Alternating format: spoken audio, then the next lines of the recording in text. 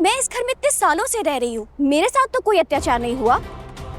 अगर कोई दिक्कत होती, परेशानी होती तो सबसे पहले मैं शिकायत करती, पर ऐसी कोई दिक्कत ही नहीं थी जिसके लिए मैं शिकायत करूं। हाँ जी, सुन लिए हैं आप लोग हमारी बहुरानी का बोल रही थी। उम्मीद करते हैं आप सभी को आपके उस सवाल का जवाब भी इसी में मिल गया हो। और जय पत्रकार परिषद यहीं पर समाप्त होती है। पत्रकार समुदाय से निवेदन है, आप सबके लिए बाहर पंडाल में चाय नाश्ता का व्यवस्था किए हैं। पेट भर के और मन भर के नाश्ता करिएगा, उसी के बाद जाइएगा।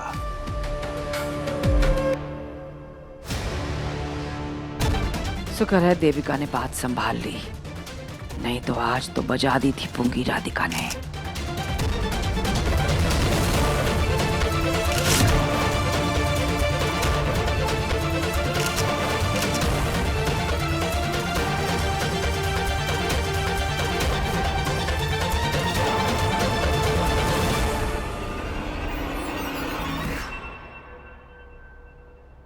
वीर, सॉरी, पर घर की इज्जत का सवाल था, इसलिए मुझे आगे आना पड़ा। आप दोनों प्लीज ये मत सोचना कि मैं आप दोनों के अगेंस्ट हूँ, प्लीज।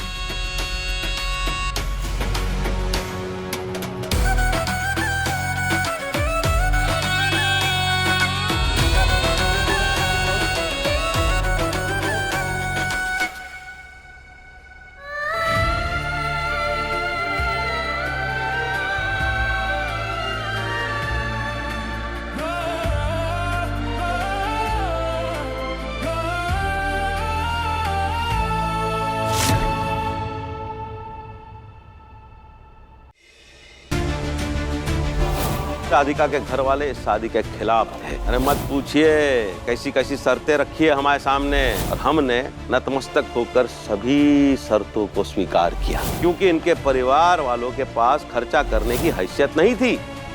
वीर को देखो, ये हमरा बेटा है, इसलिए अगर दूसरे बड़े घर का बेटा होता ना तो करोड़ों में बोली लगती इसकी।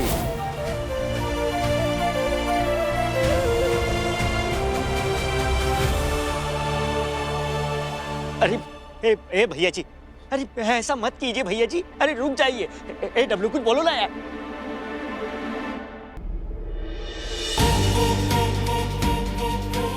भैया पिछले 2 घंटा से आप ही करंचवा मारे जा रहे हैं। हमारी बात मानिए, रुक जाइए, नहीं तो आपकी तबीयत खराब हो जाएगी। बता दे रहे हैं, देखिए कैसे सांस फूला जा रहा है आपका। गुस्सा थूक दीजिए ना भैया जी, शांति से काम लेते हैं। भाभी जी आप समझाइए ना भैया जी को, ये तो हमारी बात बिल्कुल नहीं सुन रहे हैं। वीर क्या हुआ, तुम गुस्सा हो किसी बात पे? वीर, वीर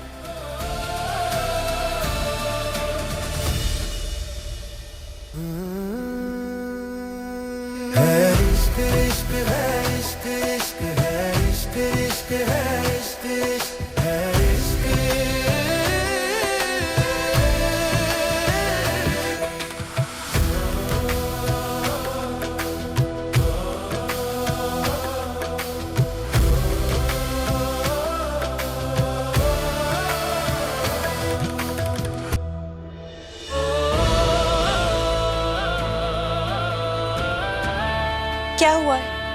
कुछ नहीं हो रहा राधिका जी।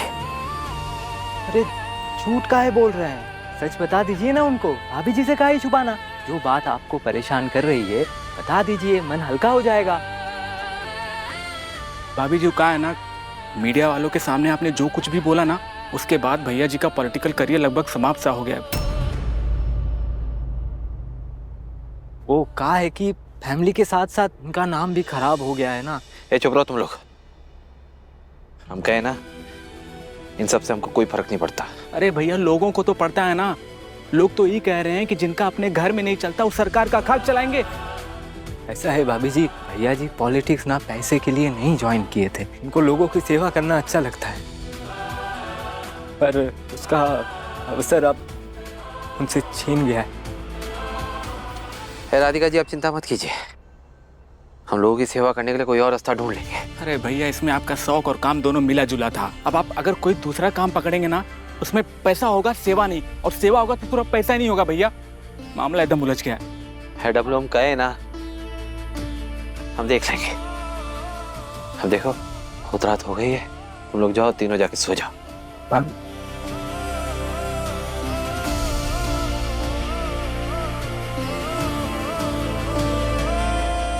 वीर, आई एम रियली सॉरी, मुझे नहीं पता था मेरी वजह से। अरे नहीं नहीं राधिका जी, आपकी वजह से कुछ नहीं हुआ है, बल्कि पापा ने जो श्रीनिवास काका के लिए कहा उसके लिए हम आपसे माफी मांगते हैं।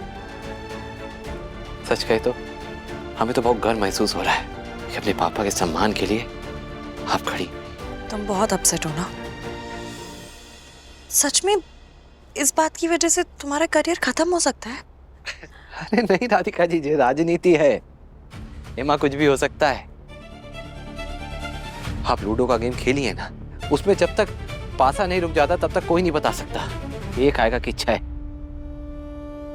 बस यही हाल है पॉलिटिक्स का। जरूरी नहीं कि आज तक जो पब्लिक का चाहता हो वो कल भी हो। आज जिसको लोगों ने सर पे बैठाया है वो का फेंक के पटक भी सकते हैं। यही है पॉलिटिक्स।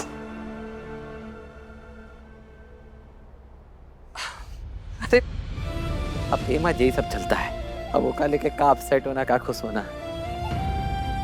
अब राधिका जी बहुत देर हो गई है, आप जाके सो जाइए और आप बिल्कुल भी चिंता मत कीजिए।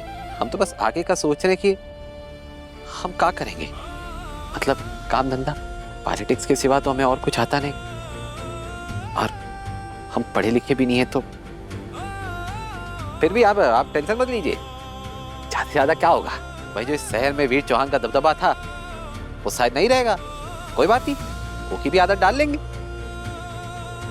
अगर हमारे साथ एक चीज गलत हुई है तो बहुत कुछ अच्छा भी तो हुआ है राधिका जी। नई जिंदगी है, नई शुरुआत है, अरे लग जाएंगे नई दुनिया बनाने में। अगर कुछ खत्म हो जाए तो एक मतलब ये नहीं कि जीवन खत्म हो गया राधिका जी। इसे ही तो जिंदगी कहते हैं। हमें तो बस चलते रहना है, तो बस चलेंगे समय के साथ। आप जाके सो जाइए और आप बिल्कुल भी चिंता मत कीजिए, हम अपने कपड़े ले लिए हैं तो हम खटखटाएंगे भी नहीं। आप इत्मीनान से सो जाइए। शुभ रात्रि। फिर कभी मिलेंगे तुमसे हम, जिंदगी जिएंगे फिर से हम,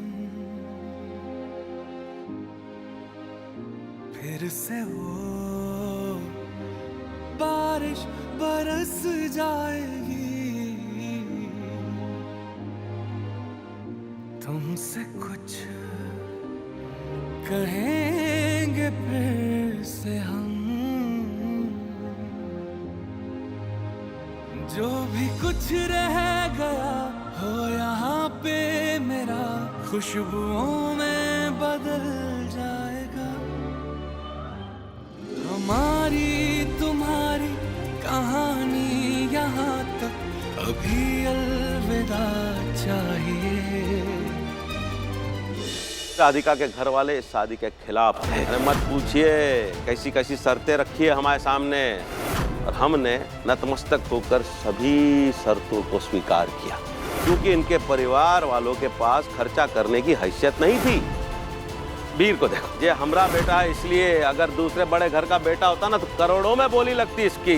मुझे नहीं पता मेरी देवरानी राधिका ऐसा क्यों कह रही है। मैं इस घर में इतने सालों से रह रही हूँ, मेरे साथ तो कोई अत्याचार नहीं हुआ।